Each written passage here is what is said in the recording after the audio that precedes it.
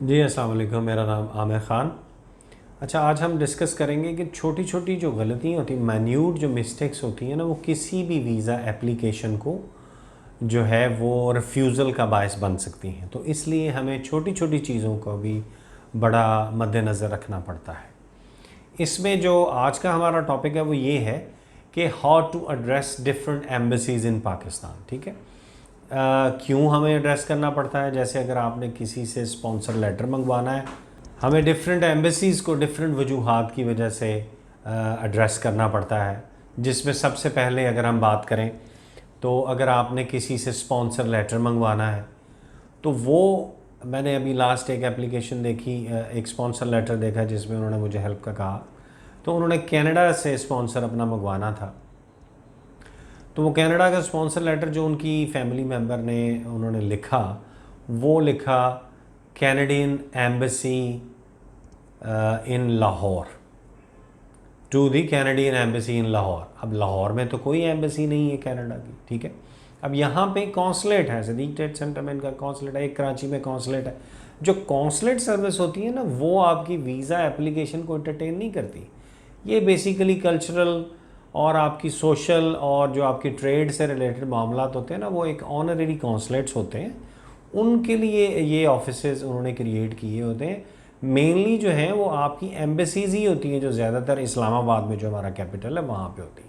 तो जब भी आपने एड्रेस करना है तो इनको जैसे एड्रेस करना था, अगर इन्होंने कैनेडियन एम्बेसी लाहौर लिखा हुआ है तो ये भी एम्बेसी का भी लफ्ज़ आपने गौर से देखना है, ये हर जगह पे एम्बेसीज का नहीं लिखा जाता। जैसे कनाडा की अगर आपने एम्बेसी को एड्रेस करना है तो आप ये नहीं लिखेंगे to the Canadian embassy Islamabad, ये थोड़ा सा इनफॉर्मल हो जाता है। तो लिखना क्या है, जैसे ब्रिटिश आपका एम्बेसी आप नहीं लिखेंगे, आप लिखेंगे to the British high commission Islamabad. ठीक है, इसी तरह to the Canadian high commission Islamabad, या आप इस तरह लिखेंगे टू दी हाई, जो इनका फॉर्मल एड्रेस टाइटल है, to the high commission of Canada Islamabad. ठीक है, इसी तरह to the high commission of Australia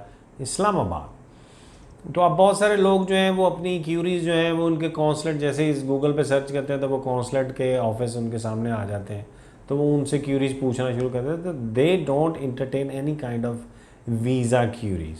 ठीक है, नॉर्मली तो आपको एम्बेसीज जो हैं उनको करना पड़ता है। जैसे यूएस एम्बेसी है, वहाँ पे आप लिखते हैं, उनका जो एड्रेस टाइटल है to the US embassy Islamabad, वो एम्बेसी का लफ्ज़ यूज़ करते हैं। नॉर्मली जो है वो हाई कमीशंस, वो भी एम्बेसी, उनका एक फॉर्मल वर्ड है, एम्बेसी की बजाय वो लिखते हैं हाई कमीशन, भी एम्बेसी के स्टेटस होते हैं। अगर आपने स्पॉन्सर लेटर किसी से लिखवाना है तो to the British high commission Islamabad, to the high commission of Canada Islamabad, और यूएस के लिए to the US embassy Islamabad.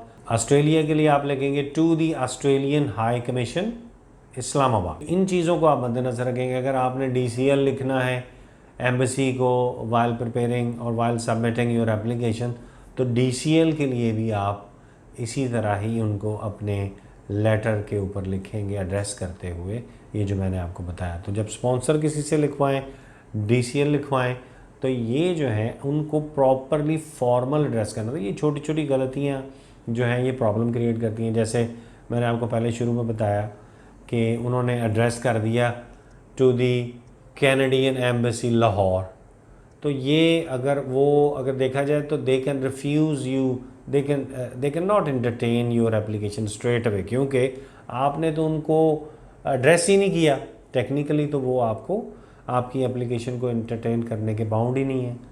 तो वो आपने तो एड्रेस किया है टू दी एम्बेसी कनाडा इन लाहौर, हालांकि वो टोटली गलत है। एक तो कॉन्सुलेट है, तो ये कॉन्सुलेट और हाई कमीशन के फ़र्क को आपने ज़रूर मद्देनज़र रखना है। और जब आप इनको एड्रेस करें तो एड्रेस भी आपने फॉर्मल वे में प्रॉपरली करना है, जो मैंने आपको पहले बताया है। Thank you so much.